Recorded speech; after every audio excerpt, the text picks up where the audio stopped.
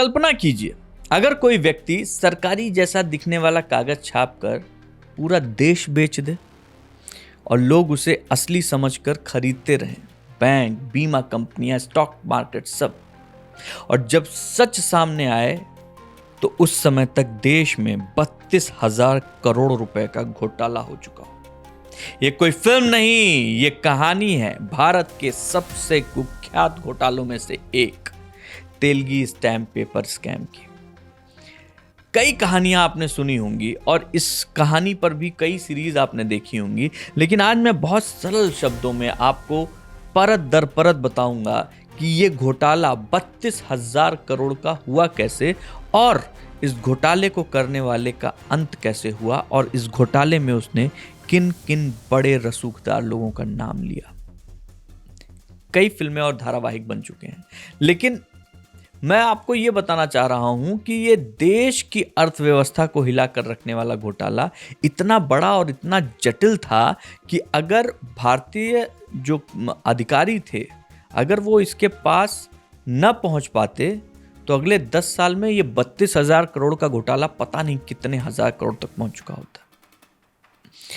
आप में कुछ लोगों ने शायद पहले ही अनुमान लगा लिया होगा और कुछ ने नहीं, लेकिन हम इस बेहद दिलचस्प अब्दुल करीम तेलगी के बारे में बात करने जा रहे हैं।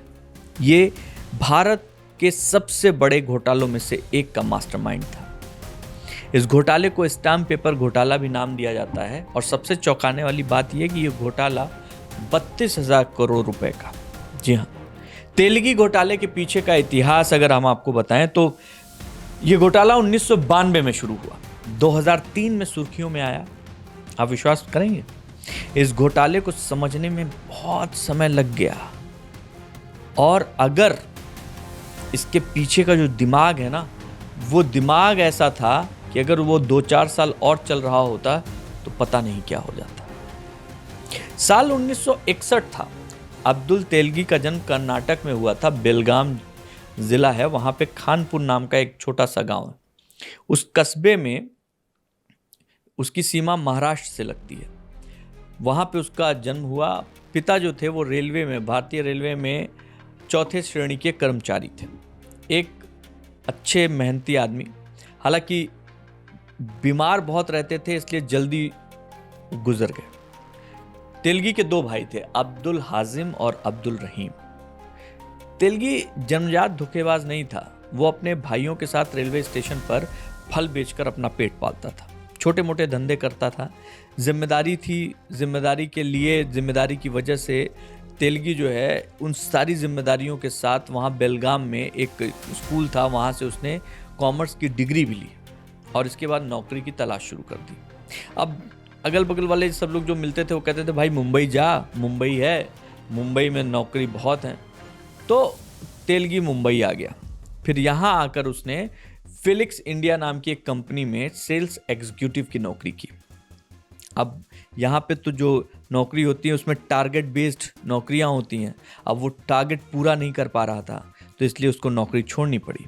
इसके बाद उसने एक गेस्ट हाउस में होटल मैनेजर के रूप में दूसरी नौकरी कर ली। कुछ समय बाद अधिक पैसा कमाने के लिए वो 1986 में सऊदी अरब चला गया। वहाँ कई 3-4 सालों तक वहाँ काम किया, बहुत सारी नौकरी बदली, कई असफल प्रयास, कई नौकरियों में नाकाम, बहुत कुछ किया, फिर वापस मुंबई लौट आया। अब अब्दुल करीम तेलगी को हमेशा से ही ना जल्दी जल्दी पैसा कमाने का था। हमेशा से उसको लगता था शॉर्टकट, क्या पता कैसे किया जाए। यहाँ तक आते आते उसको ये पता चला कि मुंबई में बहुत सारे ट्रेवल एजेंट हैं जो नकली पासपोर्ट और वीज़ा बनाकर खूब पैसा कमाते हैं। उसने भी अरेबियन मेट्रो ट्रेवल नाम से एक कंपनी शुरू की, और जो ऐसे लोग हैं जो मध्य पूर्व की यात्रा करना चाहते थे, या फिर ऐसे लोग जिनका पासपोर्ट नहीं था तो फर्जी पासपोर्ट बनवाना, वीज़ा बनवाना, इन सबको बनवा कर दस्तावेज़ों में हेरा फेरी करके वो अच्छी कमाई करता रहा। लेकिन एक दिन पकड़ा गया तो जेल हो गई। तो जेल में उसकी मुलाकात एक से बढ़कर एक शातिर अपराधियों से हुई।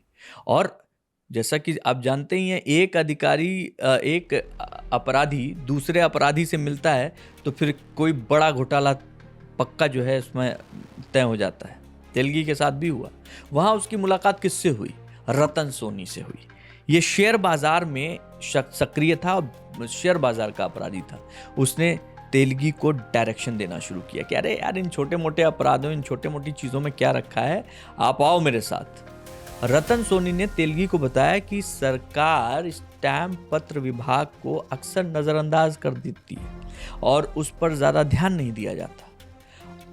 उसने सुझाव दिया, उसने दिमाग लगाया कि तेलगी उसके साथ काम करे तो स्टाम्प पेपर हैं उसको आम कानूनी दस्तावेज के रूप में माना जाता है।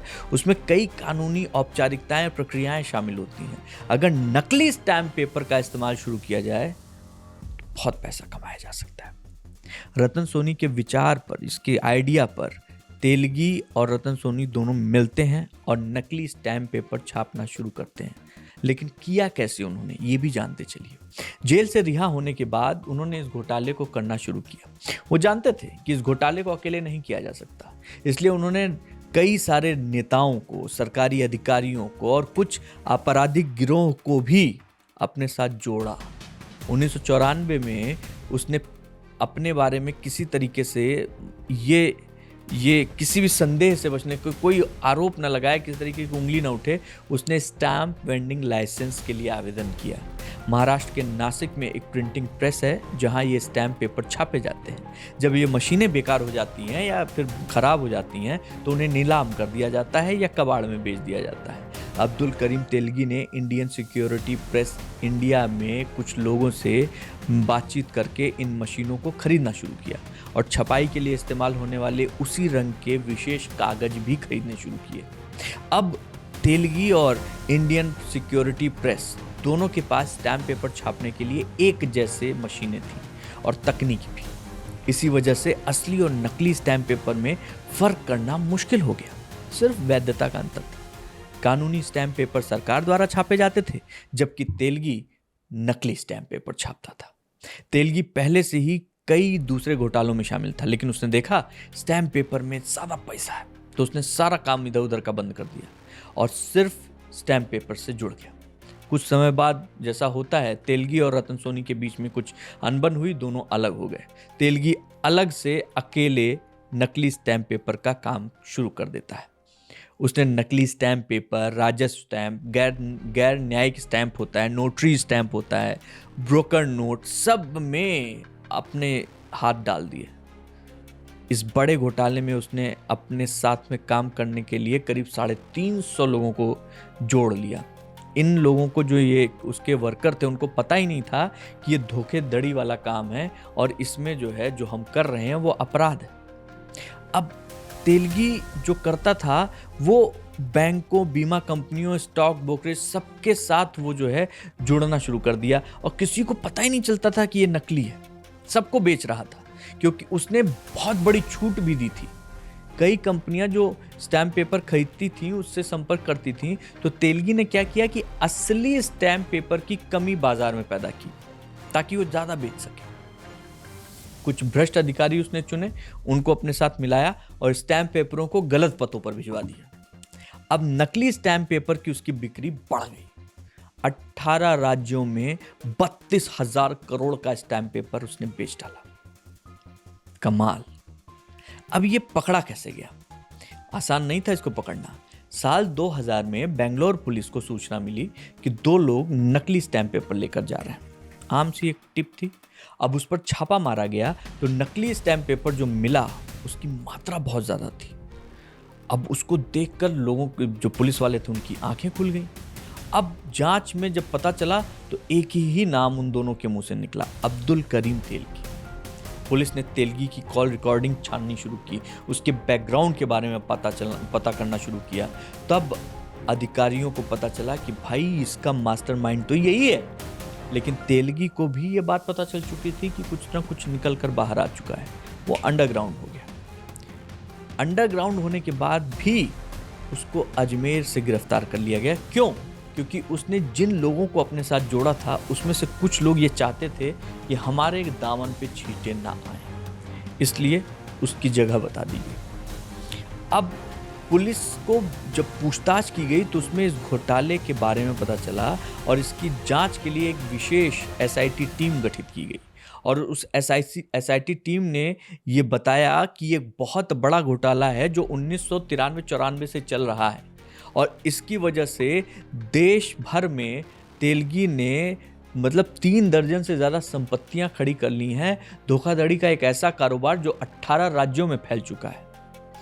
इस धोखाधड़ी में उसने कई नेताओं को, कई अफसरों को, कई माफियाओं को पैसा खिलाना का काम किया था।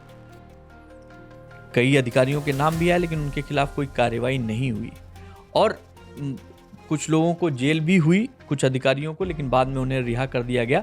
अब्दुल करीम तेलगी का नार्को टेस्ट भी हुआ था और उस समय उसने शरद पवार जैसे कई नेताओं का नाम लिया था और इस टेस्ट में काफ़ी हंगामा हुआ था नार्को टेस्ट से और दावा किया गया था कि ये टेस्ट जो है वो अमान्य है, गलत है।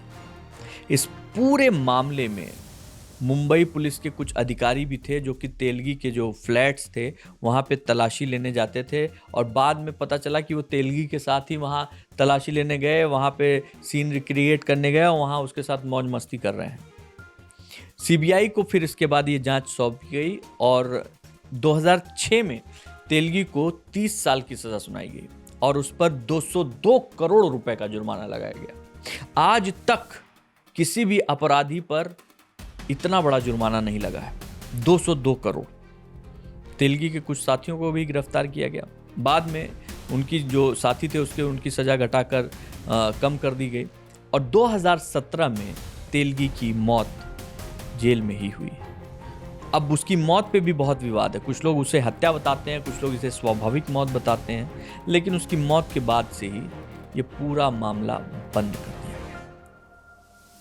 ये थी 32,000 करोड़ के घोटाले की कहानी। अब हम आपसे जानना चाहेंगे, आपने इस कहानी से क्या सीखा? जय हिंद।